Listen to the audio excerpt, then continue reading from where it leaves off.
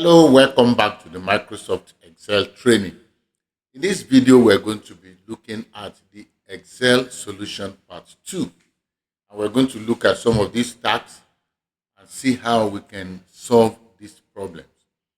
Problem 1 says that we should, in the instruction section. So what the solutions we are given is at the instruction section. So we have the first instruction says that we should sort data by department A to Z and the expense amount from largest to smallest. Okay, so we will start with the department. We're going to place our cursor on this place. We place our pointer on department and then go to data tab, and then you simply use this A to Z arrow on which is on the sort and filter group. So just click this and it will sort your data. The department section will be sorted. As you can see, the department section has been sorted. And if you're trying to use the amount, it says from largest to smallest, then you place your cursor on the amount and then you go from A to Z, from Z to A now, since it is from largest down to smallest. So you do Z to A. You're going to see that all the values have been taken from the largest value down to the smallest.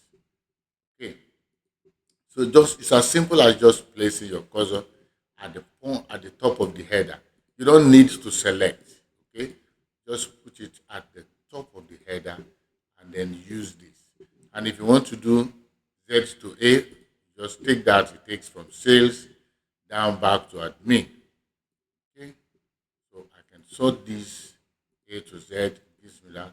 Or I want to sort by amount Z to A from largest to smallest, or A to Z from smallest to largest. I can also sort by the expense type, that is the A to Z. So meal, software, supplies, training. As you can see, we can sort by expense type. We can also pick by date, in which case the date will be from A to Z, will be from earliest to later. Okay, as you can see, so you can see from January down to February date. So you can always perform your sorting on your data the way you want. Okay. Okay, so I want to return it back to where we're coming from. Okay. All right.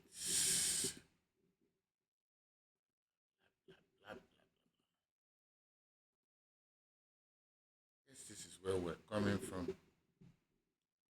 All right. So this is the task about sorting. Let's look at the second task. It says use filters to show only admin department expenses.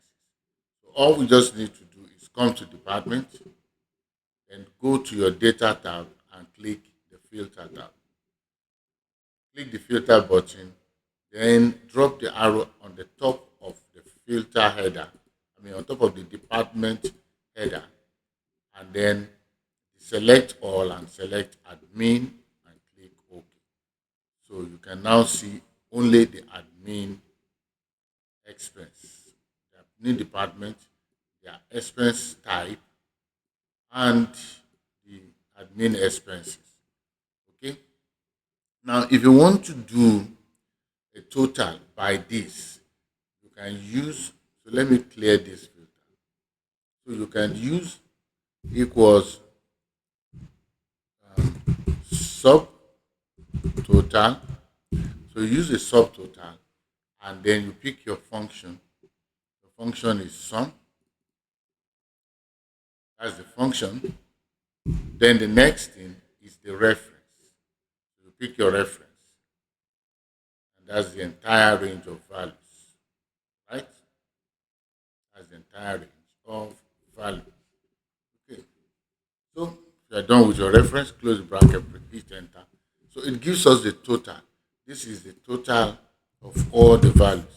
But if we come to this place and we filter by admin, then you're going to see that the total will change to the total of admin.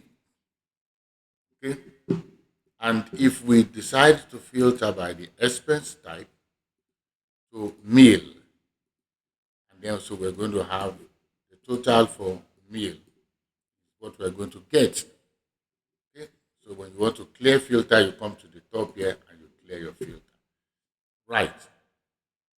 The third instruction says that we should apply subtotal by departments and calculate average expense.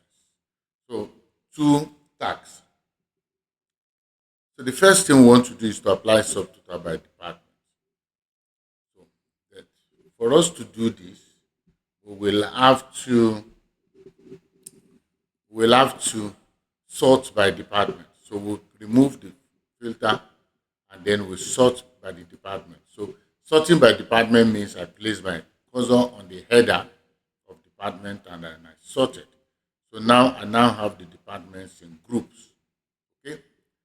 Then with that, I can now go to the data tab and towards the end, I will select subtotal.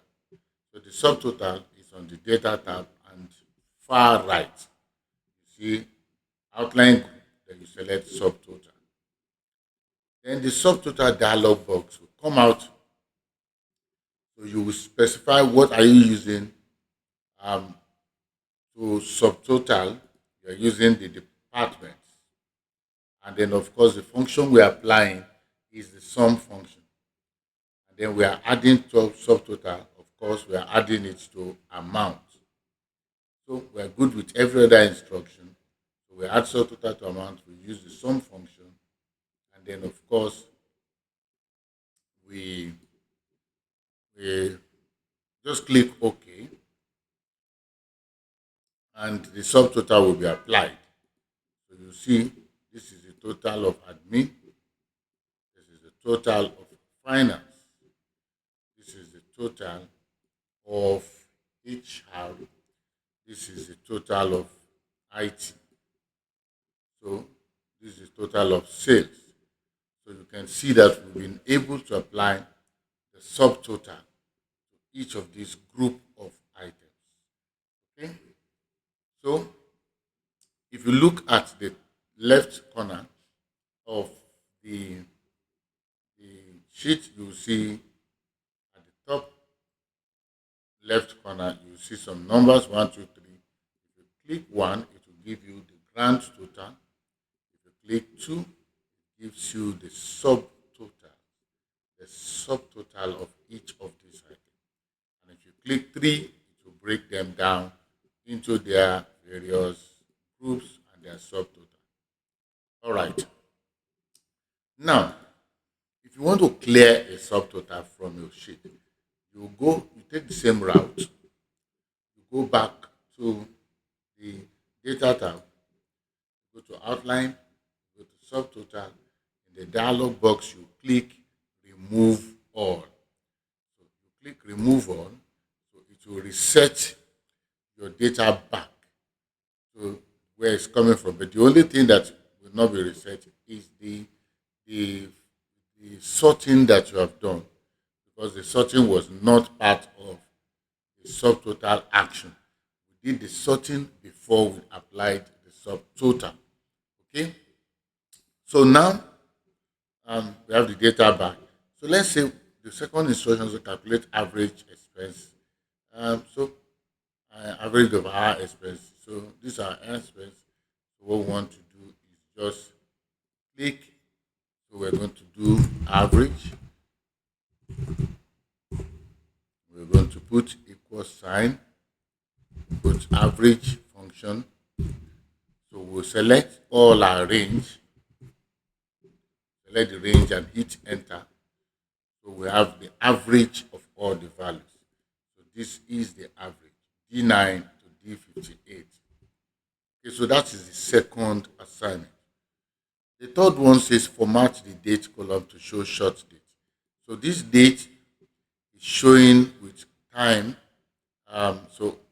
But the time stamp is not properly formatted. So but we want to get rid of it. So what we'll do is we'll select the entire range, and then we will go to the home tab. Then we'll go to the number formatting, and then we will format it as short date. So you can see now that we have our formatting based on the short date. Okay, so this one says experiment with the unique function on department column. So that means we want to get the unique department. We want to know what are the unique departments we have. So we just simply put equals unique, equal sign unique. So we need our array. So we'll pick our array. This is our array. Control Shift down arrow. So I've used that to select my array. Then it says by column or by rows. So I'm getting my unique by row. So I'll double click that to give me 4. So the value for unique by row is 4. Then the next thing it says return items that appear exactly once or dixit. So I'm just going to take the second one, which is first dixit. Okay. So that will make it appear exactly. Once. Okay. So I've just clicked, close my bracket, hit enter. So it's going to give me the unique values. So the unique departments that we have in this worksheet. That's the header, and then these are the departments. Okay, so that solves these 5 questions. So I believe I've been able to give these solutions. So if you apply this solution to your tax, then you are going to be able to do some work on your Excel worksheet and get solutions from them. We've been able to get to sort, to filter, to show, filter by admin, been able to apply subtotal, calculate, been able to format our date column. And then, of course, we have experimented with the unique function. Unique function is a dynamic array function. All right, so this is where we are going to stop on this part 2 of Excel solution. So we'll come back in another session when we'll be looking at another Excel worksheet solution. So, meanwhile, practice, and if you have any question, just put it in the comment section of this YouTube video, and then I will gladly provide solution to your question. I also want to encourage you to subscribe to this YouTube channel so that you can catch up with any video that drops, from data analytics to word processing to PowerPoint presentation, financial modeling, and as many things, graphics, video editing. So just subscribe, share with other people, encourage them to be part of this wonderful skill development channel. All right, see you in another session.